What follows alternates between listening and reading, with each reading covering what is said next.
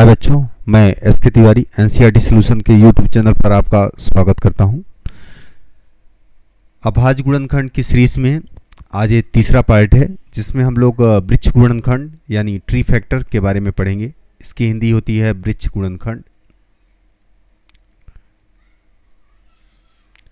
कैसे वृक्ष गुणनखंड करें, तो एक क्वेश्चन लेते हैं और समझते हैं।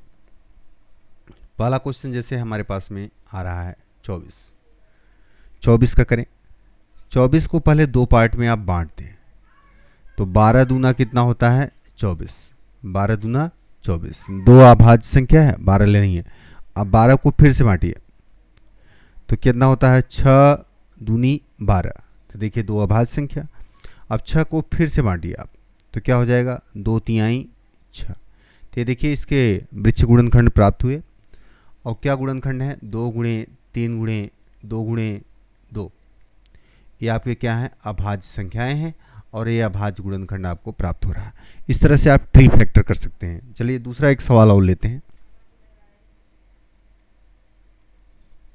जैसे हमारे पास अगला सवाल है 30 का करिए। 30 का क्या करिए अभाज्य गुणनखंड करिए और इसका वृक्ष गुणनखंड करिए। तो 30 को कैसे आप दो पार्टों में बांट सकते हैं। 15 दूना क्या होता है 30 होता है। देखिए 15 दूना 30। 15 के लिए कैसे बांटेंगे 5 गुणे 3, 5 तिहाई 15। तो इसका अगर अभाज्य संख्याओं का गुणनखंड देखें तो क्या होगा 5 तिहाई 15 और 15 दूना 30। ये देखिए 5 गुणे 3 गुणे 2। अगला क्वेश्चन एक और लेते हैं, समझते हैं। जितने अधिक से अधिक उदाहरण आप समझेंगे उतना अधिक समझ में आएगा। और आप क्वेश्चन अपनी किताबों से करें, नहीं तो कुछ नंबर लेकर और फिर उनको करें।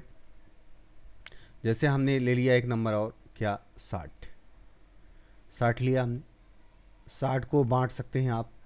30 दूना कितना होता है 60। देखिए दो अभाज्य संख्या है 30 नहीं है।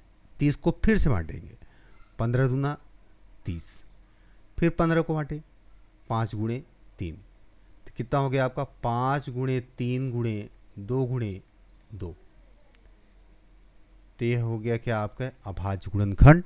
ये अभाज्य संख्याएं जब प्राप्त होंगी तो अभाज्य गुणनखंड। ये ट्री फैक्टर है। देखिए वृक्ष की तरह आपको दिखाई दे रहा है, इसलिए क्या है ट्री फैक्टर है। अगला क्वेश्चन एक और लेते हैं।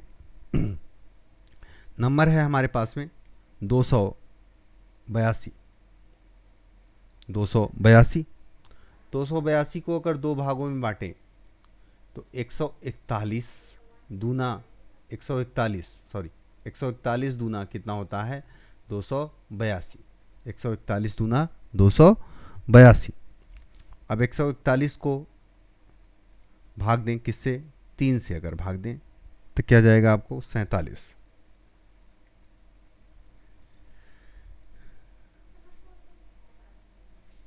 तो क्या आ गया 282 का अभाज्य गुणनखंड क्या आ गया आपका 2 गुणे 3 गुणे 47। 47 क्या है आपकी अभाज्य संख्या है। तो इस तरह से आप कर सकते हैं। चलिए इसके अगले सीरीज में अब मुलाकात होगी हमारी आपकी कल। वीडियो देखने के लिए आपको बहुत बहुत धन्यवाद।